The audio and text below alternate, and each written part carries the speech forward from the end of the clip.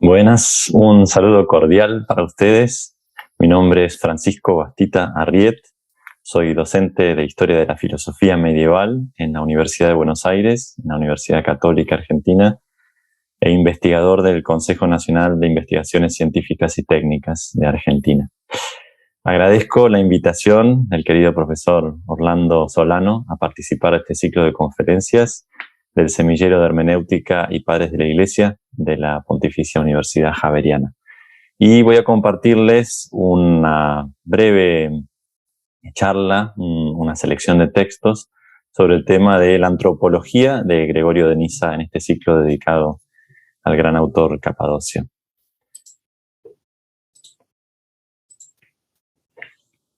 Muy bien, y voy a encarar la cuestión de la antropología de Gregorio a partir de su noción de imagen, o sea, su noción de su comprensión de la imagen divina tal cual está formulada en el pasaje del Génesis que narra la creación del ser humano. Hagamos al ser humano a nuestra imagen y semejanza. Trataré de compartir con ustedes y mostrarles el enfoque original que tiene Gregorio de este pasaje y las implicancias que ello puede tener en el resto de su pensamiento, la centralidad que tiene en su pensamiento. Muy bien, para eso voy a utilizar a lo largo de la presentación el recurso a una imagen que les es muy conocida. Lo voy a mostrar ahora, que es el fresco de Miguel Ángel sobre la creación de Adán en la Capilla Sixtina. Tengo que hacer varias aclaraciones al respecto, porque es una obra alrededor de 10 siglos posterior a Gregorio, pero me resulta interesante para trabajar justamente la concepción de la imagen. ¿En qué sentido? Bueno, en este que les voy a explicar ahora, ¿no? Y la obra en la que nos vamos a centrar es el De Opificio Hominis. Esta obra, como muchos de ustedes saben, se plantea en un principio como un complemento del comentario al Hexamerón del su hermano mayor San Basilio Magno, Basilio de Cesarea. Al morir Basilio, deja inconcluso su comentario a los 6 días de la creación. Entonces Gregorio, como su hermano menor, su discípulo, se propone completar la obra y hacer valer, digamos, la memoria de su maestro y su fama como maestro también. Ahora bien, lo que hace Gregorio, en lugar de completar unas pocas páginas que faltarían acerca de la creación del ser humano, hace realmente un tratado bien complejo de unos 30 capítulos, según la numeración, varía un poco los números, pero un enorme tratado exegético acerca de la naturaleza humana y la naturaleza humana integral. Y el subtítulo de este tratado es justamente sobre la imagen, un subtítulo que se conserva también en las traducciones latinas de la obra. Así que la temática de la imagen es central en todo el De Opificio Hominis, que podría entenderse también como una suerte de explicación de esa palabrita del texto del Génesis, de la palabra imagen. Y digo que todo se puede sintetizar en la palabra eikon, la palabra griega eikon, que es la que está comentando Gregorio, y esto puede verse ilustrado en el fresco de Miguel Ángel, porque la fisonomía de la figura que representa a Dios, ¿no? Este anciano creador, y el rostro de Adán, que está naciendo a la vida, se asemejan, ¿no? Los rasgos se asemejan. Son los rasgos de un padre y un hijo, ¿no? Ahora bien, obviamente Gregorio no se va a centrar en ningún tipo de semejanza física, ¿sí? Sino que esto es más bien simbólico, en esta imagen que yo estoy utilizando, de un reflejo de caracteres no físicos, no tanto de una antropomorfización de Dios, sino de una suerte de divinización del ser humano. O sea, el ser humano refleja como en un espejo, como en una imagen precisa, los rasgos y las perfecciones de Dios mismo. Y Gregorio llega a decir en el capítulo 16 que lo único que diferencia a Dios del ser humano es el substrato, ¿no? Que aquí podemos tal vez divisar en ese trasfondo del cielo que tiene Adán, de la creación y de la naturaleza, y el trasfondo de gloria que tiene la figura de Dios creador, ¿no? O sea, los rasgos, las perfecciones son perfectamente reflejadas en la imagen. Lo único que cambia es el substrato, que en el caso del ser humano es creado y en el caso de Dios es su naturaleza divina increada. Pero esta diferencia no disminuye el grado de precisión de la imagen, dice Gregorio, ¿no? Esto es sumamente interesante. Entonces lo que vamos a hacer es señalar algunos de los rasgos de la antropología del Niceno, comentando algunos de los textos de los primeros capítulos del De Opificio Hominis, en el tiempo que tenemos para compartir. Y empezamos entonces por el prólogo de la obra. En el prólogo, Gregorio explica este legado de su hermano mayor Basilio y las características de su exégesis del Génesis, y dice que él no está a la altura de su hermano, ¿no es cierto? Y que va a intentar, con la pobreza de su especulación, complementar el discurso de su hermano. Cuando en realidad Gregorio, por supuesto, que va más allá de Basilio, con su propia especulación, ¿no? Y se centra en el objetivo de su obra, que es el ser humano, nada menos, ¿no? Fíjense lo que dice. Y por cierto, no es pequeño el objetivo, scopos, que nos es propuesto para la especulación, la teoría. Uno que no está por debajo de ninguna de las maravillas en el mundo, y que quizá incluso sea más grande que todas las conocidas, ya que ningún otro entre los seres fue hecho semejante a Dios, homoiotai theo, excepto la creación del ser humano. Gregorio ya comienza advirtiéndonos sobre la grandeza de su objetivo, la grandeza del objeto de sus desvelos, el objeto de su tratado, ¿no? Y de alguna manera esto es una captación de benevolencia, porque lo que va a plantear como naturaleza humana y como su especulación es muy osado, ¿no? Entonces él se resguarda con este artilugio retórico para convocar la benevolencia de sus lectores. Y sobre todo porque está complementando el trabajo del gran Basilio, ¿no? Que él mismo llama el Grande en su prólogo. Se anticipa a la denominación que después será universal. Así que ya nos advierte Gregorio sobre la maravilla y la grandeza de esta criatura del ser humano. Es necesario, creo, continúa Gregorio, de todo lo relativo al ser humano, no dejar nada por explicar, anexetaston, sin exégesis, ¿no? Sin explicación. Tanto de lo que se cree ha ocurrido antes, como de lo que se espera sucederá más adelante y de lo que se contempla ahora. No podemos dejar de explicar, dice Gregorio, lo que era el ser humano en el origen, en el pasado, lo que será el ser humano en el fin de los tiempos, y el presente del ser humano. Debemos lograr una conexión. Fíjense cómo sigue el texto. Todo nuestro tema se congregaría en serie y en orden al reunirse en un solo y mismo término las perspectivas contrarias. Las perspectivas contrarias. ¿A qué se refiere Gregorio con esto? Hay distintas concepciones del ser humano, distintas visiones del ser humano. No es lo mismo el ser humano tal como es descrito en el pasaje de la creación del Génesis, como contemplamos al ser humano en el presente o a lo largo de la historia que se narra en las Escrituras, y cómo concebimos, dice Gregorio, la forma en que el ser humano será en el fin de los tiempos y hasta la eternidad, ¿no?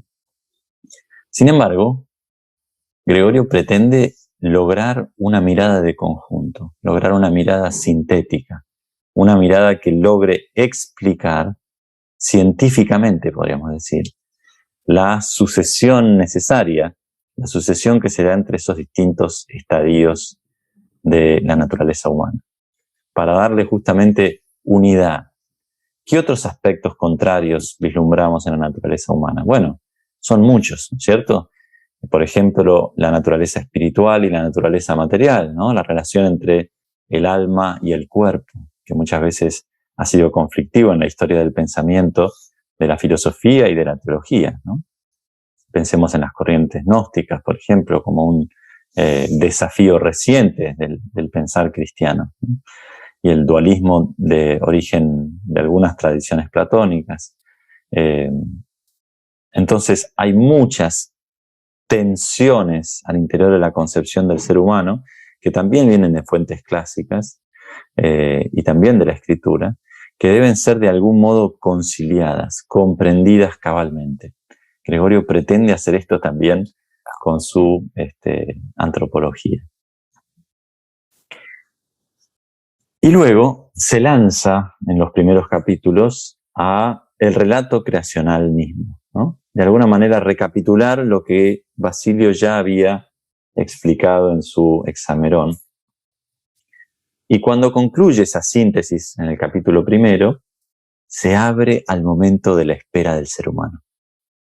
Y dice lo siguiente: y toda riqueza creada estaba ya dispuesta, en la tierra y en el mar, pero no había quien las compartiera.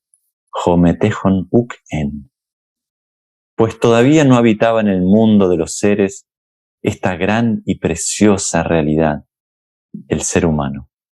Mega tuto kaitimion grema, ho anthropos. Es muy notable la insistencia con la que Gregorio resalta la grandeza, la dignidad, el valor de la naturaleza humana en cuanto tal, ¿no? Sin centrarse en ninguno de los dos sexos en particular, o ninguno de los estadios cronológicos de la evolución de la humanidad, ¿no? Sino hablando justamente de la naturaleza humana universal.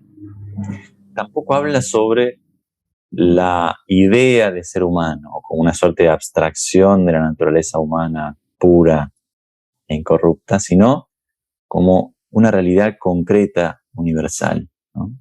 Esto también va a ser sumamente propio de su planteo y sumamente original en su pensamiento.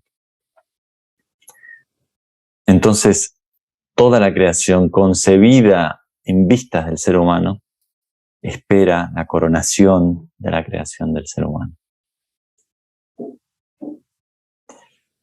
Y esto nos lleva entonces más específicamente al tema de la dignidad de la imagen, la dignidad del ser humano y de la naturaleza humana.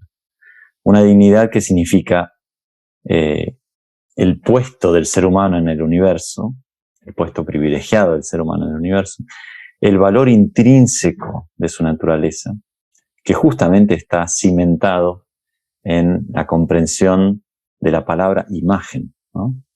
Porque una imagen puede ser un reflejo distante, un eco lejano, o puede ser una simetría, puede ser un reflejo exacto. Gregorio tiende a esta interpretación radical de la imagen, que tiene consecuencias antropológicas muy profundas, ¿no? Por ejemplo, el capítulo 3, ¿no? Aquí les transcribo también el título, que son títulos originales del Niceno, ¿no? Que la naturaleza humana es más valiosa, timiotera, que toda la creación sensible. Es más, tiene más precio, dice literalmente, es más apreciada por Dios que toda la creación visible. No sería digno dejar sin especulación, otra vez la preocupación de aplicar el pensamiento y la teoría a cada una de las palabras del relato y extraer todos los contenidos, también filosóficos, de las palabras de la Escritura, ¿no? No dejar sin especulación el hecho de que la creación entera es de algún modo improvisada por la potencia divina, llegando a subsistir a la par de su mandato. Esta palabra es muy llamativa en este contexto. aposgediatzetai.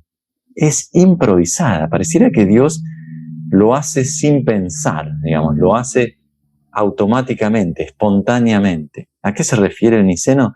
A que en el relato del Génesis, a la palabra divina le sigue instantáneamente la creación de todas las cosas. Hágase, hágase, hágase, ¿no? Hágase la luz, y la luz se hizo, ¿sí? Entonces, de alguna manera, la creación del resto de las cosas sucede inmediatamente, salvo el caso especial del ser humano. Y vamos a ver qué consecuencias extrae el niceno de este aspecto, ¿no? Pero a la constitución del ser humano le precede un consejo, bule, y lo que llegará a ser es concebido de antemano por el artífice mediante la formulación de la palabra.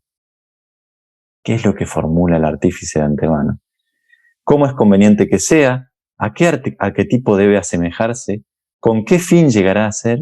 ¿Qué es lo que obrará una vez nacido? ¿Y sobre quiénes dominará? Esto es fascinante, ¿eh? Es también un artilugio literario precioso que usa el niceno. Está introduciéndonos al discurso divino en el Génesis, de alguna manera. Y está traduciendo de alguna manera ese discurso que simplemente dice, hagamos al ser humano nuestra imagen y semejanza, ¿no? Y después continúa y dice que esta formulación de la palabra divina, del logos divino, incluye estas preguntas. ¿Cómo será? ¿A qué arquetipo se asemejará? ¿Cuál será su fin? ¿Cuál será su obrar? ¿Cuál será su actividad? Y sobre quiénes ejercerá su dominio, ¿no? Su señorío. Todo eso está contenido en la imagen. Porque si el ser humano es imagen de Dios, y aquí Gregorio es extremadamente audaz y osado, es conveniente que sea como nosotros, como dice el texto de Génesis, como Dios mismo, y que se asemeje a Dios como su arquetipo, y no a un logos particular, sino que su imagen, su arquetipo, es Dios mismo. Y su fin también es Dios mismo. Y su obrar será el obrar propio de Dios. Y su dominio será análogo al dominio divino. Aquí empezamos a entender los alcances de esa imagen divina, ¿no?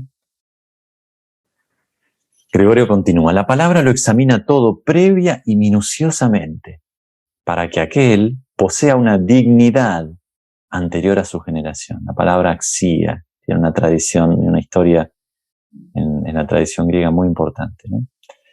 Quien ha obtenido el dominio sobre los seres antes de nacer. O sea que Gregorio aplica esta axia, una dignidad que era restringida a los ciudadanos y a mandatarios con cargos políticos, etc. Gregorio parece hablar de una dignidad o una axia que no es tanto un rango político o social, sino que es una propiedad intrínseca de la humanidad en cuanto tal. Será uno de los primeros autores que afirman de algún modo la universalidad de la dignidad humana y los derechos propios de esa dignidad humana, ¿no? Estas son algunas de las consecuencias ético-sociales de la concepción de la imagen del niceno. Pues afirma la Escritura, sigue diciendo Gregorio, dijo Dios, hagamos al ser humano nuestra imagen y semejanza, y que mande sobre los peces del mar, las fieras de la tierra, las aves del cielo, los ganados y toda la tierra. Ahí está citando el versículo 26 del primer capítulo de Génesis, ¿no? Y ahora el rétor, el profesor de retórica, el amante de la literatura clásica, se maravilla frente a este versículo de la Biblia hebrea. ¡Oh, qué maravilla! ¡Oh, tú taumatos! El sol es formado y ningún consejo lo precede. Lo mismo el cielo, y no hay nada entre los seres de la creación que los iguale. Tal maravilla es constituida por una sola palabra. Así también todas las cosas singulares, el éter, los astros, el aire intermedio, el mar, la tierra, los animales, las plantas, son conducidas a la creación con una palabra o con una razón, con un logos. Esta expresión es preciosa. Son conducidas a la creación mediante un logos. Todas las cosas son llevadas por el logos divino. De algún modo siguen el lineamiento de la orden divina, del mandato divino, dice un poco más adelante, el prostagma, ¿no? El mandato de Dios. Obedecen al mandato de Dios. Pero no el ser humano. ¿Qué pasa en el caso del ser humano? ¿Cuál es el atributo que Dios otorga al ser humano que lo hace justamente no ser conducido del mismo modo que el resto de las criaturas? Por una palabra, por un logos propio, restrictivo, digamos así. Solo a la formación del ser humano se aproxima con circunspección el Hacedor del universo, a fin de preparar para él la materia de su constitución, asemejar su forma a una belleza arquetípica y al proponerle un objetivo, gracias al cual llegará a ser, producir una naturaleza apropiada para él y vinculada a las operaciones, que fuera conveniente para lo propuesto. Solo la formación del ser humano se aproxima con circunspección. Pareciera que para Gregorio el Creador se involucra de una manera muy particular en la creación del ser humano. No solo porque concibe de antemano, por supuesto que este es también metafórico, ¿no es cierto? Porque no hay un antes o un después para Dios en la concepción de Gregorio, pero se prepara, se involucra, se aproxima, de algún modo se circunscribe a sí mismo en la creación del ser humano. Es un compromiso de la intimidad de Dios mismo lo que sucede al crear al ser humano, porque ese plural, esa primera persona del plural, del hagamos, obviamente, para Gregorio, tiene la connotación de la Trinidad, en la constitución trinitaria que se involucra al crear al ser humano. Entonces, todo lo que el ser humano es, está hecho en vistas a Dios mismo. Su propia naturaleza es preparada, apropiada para el fin que Dios le pone, que es Dios mismo. Está de alguna manera dispuesto misteriosamente, ¿no?, para realizar la unión plena y perfecta con lo divino, ¿no? Esto ya está inscrito en la naturaleza humana. Es de algún modo intrínseco a la naturaleza humana. En esto Gregorio va a ser bastante explícito más adelante.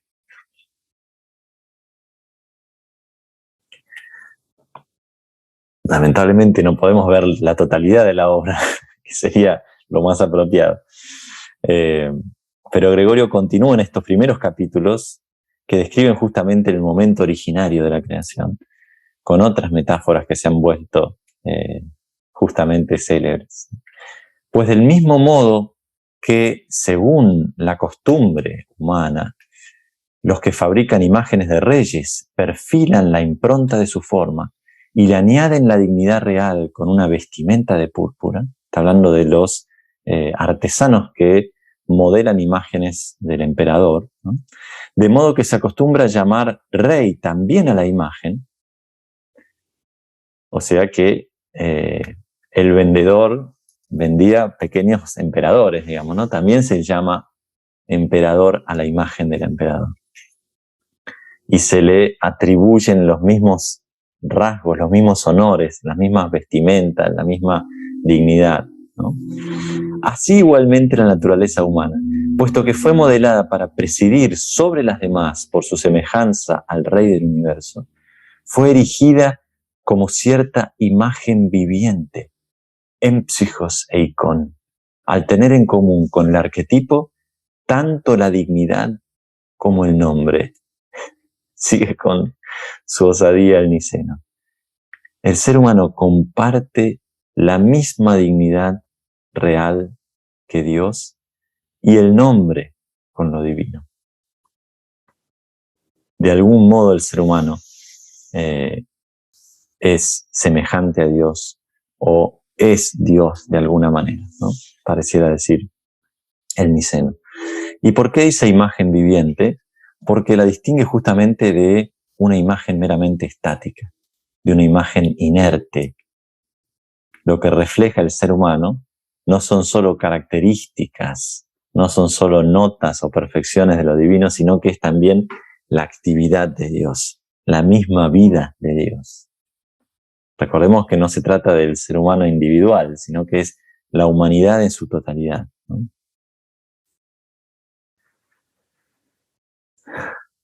Y también la humanidad es reflejo de la belleza de Dios, esta belleza perfecta, esta belleza plena, esta belleza absoluta, ¿no? Con ecos muy evidentes de la tradición platónica y puntualmente del banquete de Platón, ¿no? Y su interpretación posterior. Pero ciertamente la belleza divina, το θέιον kalos, no está adornada por figura alguna, ni por una excelencia de forma, dice Gregorio, cual cierto aspecto agradable, sino que es contemplada en la inexpresable felicidad de la virtud, en la inexpresable felicidad de la perfección activa, de la actividad perfecta de Dios, ¿no? A eso se refiere la arete divina, la actividad plena y perfecta de Dios, ¿no? Porque Dios no se ejercita en la virtud, sino que posee esta excelencia, podríamos traducir también, en grado sumo y pleno, ¿no? El ser humano refleja toda esa perfección, ¿sí? Entonces, de vuelta, Gregorio parece no querer limitar al ser humano a un arquetipo determinado, a un logos finito, a una belleza restrictiva, sino a reflejar en sí mismo, esta naturaleza humana, toda la plenitud de las perfecciones divinas, de modo creado, por supuesto, ¿no? Que eso implica muchas características propias también, ¿no? En efecto, sigue Gregorio, así como los pintores aplican formas humanas a sus dibujos mediante ciertos colores, así también entiendo yo que nuestro modelador, al haber pintado una imagen que expresara su propia belleza, representó en nosotros su propio principado mediante la aplicación de las virtudes como si fueran colores. Dios es un artista que pinta en el ser humano su autorretrato. Y no podemos juzgar a Dios como un artista fallido, sugiere Gregorio. No podemos decir que la imagen divina es imperfecta como imagen, o que puede faltarle algún rasgo del arquetipo. Porque si no estaríamos culpando al Creador de su imperfección. Esta es una maravilla. Lo que pasa, el problema será que uno de los rasgos y el central de esta imagen será la libertad. Con lo cual el Creador crea a otros artistas y estos artistas son plenamente libres, ¿no? Esa es la maravilla y el drama de la creación de esta imagen. Y les decía entonces que esta imagen viviente refleja la actividad divina. Y Gregorio continúa diciendo, representó en nosotros su propio principado, su arjé, su dominio también significa el arjé. Ves también en ti mismo la palabra y la razón, logos kai dianoia, imitación del verdadero intelecto y la verdadera palabra. O sea que el ser humano también refleja el pensamiento divino, la sabiduría divina. De nuevo, Dios es amor, agape, y la fuente del amor. Al estar ausente este, toda la impronta de la imagen ha sido transmutada. Entonces, Gregorio parece complementar con estos rasgos de la perfección divina el poder, el principado, el logos, la sabiduría, el amor, la unión divina, representar a las tres características propias de las personas de la Trinidad, ¿no? Aunque no las menciona en este contexto explícitamente, salvo al logos, obviamente salvo a la segunda persona de la Trinidad. El ser humano, la naturaleza humana, refleja en sí misma, y con esto Gregorio podría estar anticipándose a la imagen de la Trinidad en el ser humano de Agustín, ¿no? Refleja entonces vivazmente, activamente, toda la perfección de su arquetipo, ¿no? Por supuesto que esto incluye la libertad, incluye todo el drama de la libertad y las consecuencias de ese drama, que son bien observables en el presente de la naturaleza humana. Gregorio no es un optimista ingenuo, ¿no? Sino que concibe toda la crudeza de la caída del ser humano y las consecuencias terribles de muerte, enfermedad y sobre todo de división, enfrentamiento, guerra, la oposición de nombres, como la llama él, ¿no?